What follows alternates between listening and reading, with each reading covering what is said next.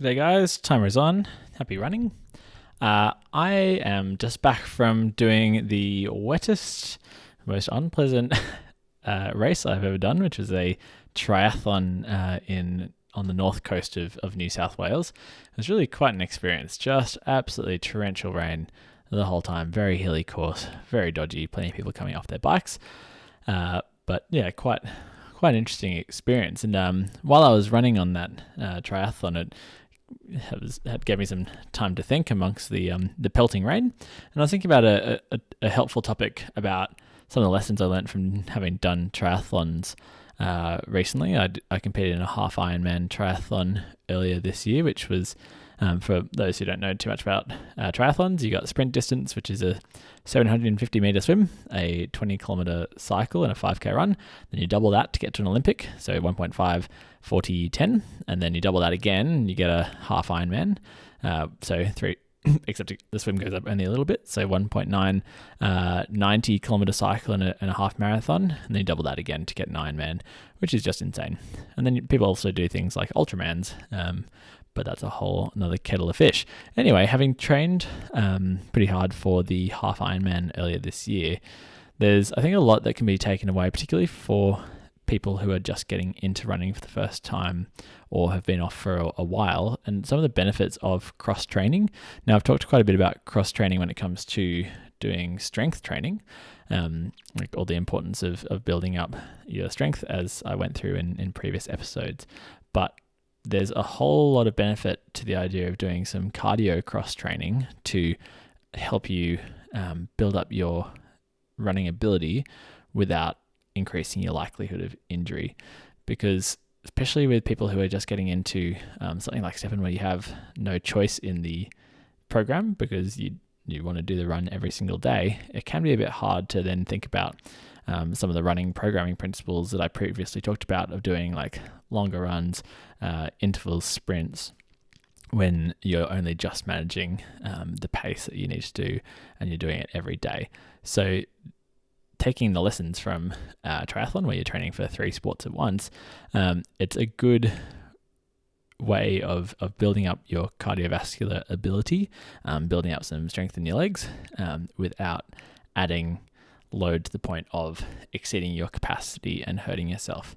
So I thought I'd start off with why cycling can be such good cross-training for running, because a lot of people sort of think like, oh, if you're just doing, cycling, then it's just going to be adding more strain and more stress on the legs and likely hurt yourself. But if you've ever gone for a cycle and you've done a hard ride, like I've heard this quite a few times from patients where they've been like, oh, I did a big ride the other day and I'm really surprised my legs don't hurt.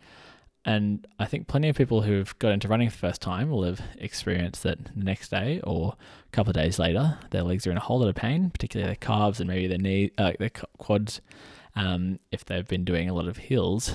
And the reason for that is generally what causes that delayed onset muscle soreness, which is something that people will know of if you get into the gym for the first time, or getting into running for the first time, is DOMS is basically when you've caused a lot of micro trauma to your muscle in the form of stress, which is then what is a stimulus to help your body adapt. That stress is generally going to be mostly caused by lots of eccentric contraction. So just to give a bit of a primer, so an isometric contraction is when you've got no movement, but your muscle is under load. So if I was doing a bicep curl, if I was just in the 90-degree angle holding a weight and not moving, that would be a isometric bicep curl. Then the concentric phase is when your muscles are shorten, the muscle fibers are contracting, so your muscles shortening against a load. So if we're going for the bicep curl example again, that would be me lifting the weight up towards my shoulder, so bringing my palm to my shoulder, and then from the top there, as I lowered it down, so I'm lengthening under tension, that's called an eccentric contraction. So depending on how you load up your eccentric contraction, if you basically just dive bomb it, so you just drop at the speed of gravity or faster, then you're not going to be causing much of that microtrauma. But if you're going slower than the speed of gravity, and that acceleration is 9.8 meters per second, then you're going to be causing this eccentric contraction, which is the contraction type that's most likely to cause those little micro muscle tears, that little micro trauma, which is a great stimulus for muscle growth, but also can add significant amounts of discomfort. And if you're doing lots and lots of eccentric work day after day, then you can really overload yourself and get pretty sore. So where cycling can be really handy as a way of building up strength in your legs and fitness throughout your body, is that because cycling is almost entirely concentric action, so basically you're pushing down on the pedal, which would be a hip and knee extension concentric contractions. That's going to be your quads contracting to straighten out your knee, and then your hamstrings and glutes are going to be contracting concentrically to extend your hip. So you've got this kind of two joint motion happening where you're in a concentric phase, and then as you start to the pedal gets to the bottom, you're going to be pushing with your other leg now in a concentric contraction. If you have clip-in pedals, if you're a bit more of a serious cyclist, then you're going to be pulling up. The upstroke is going to have force through it as well, but that's going to be, again, kind of knee flexion and hip flexion concentric action. So that's going to be your calves and hamstrings for the knee flexion, and then your hip flexors and one of your quadriceps, which is a hip flexor, for the hip flexion. And so you can see that at no point in there do you have this lengthening under tension eccentric contraction. So that means that you can put a whole lot of force through that muscle, build up some really good strength and capacity without leaving yourself really sore the next day. So that can be a great way of getting some of the cardiovascular adaptations that you need for fitness, because with cardiovascular adaptations, it comes from changes that are happening centrally. So basically from your heart, that would be increasing your stroke volume, so the amount of blood that you can pump throughout your system. And then you also have peripheral adaptations, which is basically your mitochondrial density. So I've talked about mitochondria before as being the powerhouse of the cell. If anyone's done any biology, I'm sure you've come across that phase. And increasing mitochondrial density and also capillary density. So they're the little blood vessels that take the place of oxygen exchange into the musculature.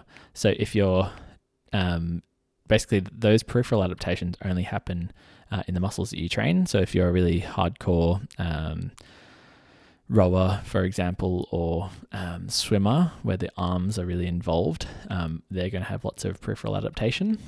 But if that won't necessarily then help, so that can often increase lead to a really large VO2 max, which is why cross-country skiers are the people who have the highest VO2 max, which is a measurement of fitness.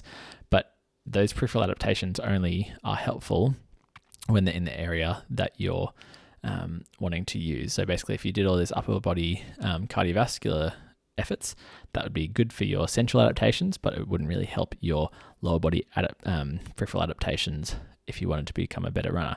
So cycling is a great option because you can be increasing your central and peripheral adaptations without causing quite as much stress in the form of those eccentric contractions.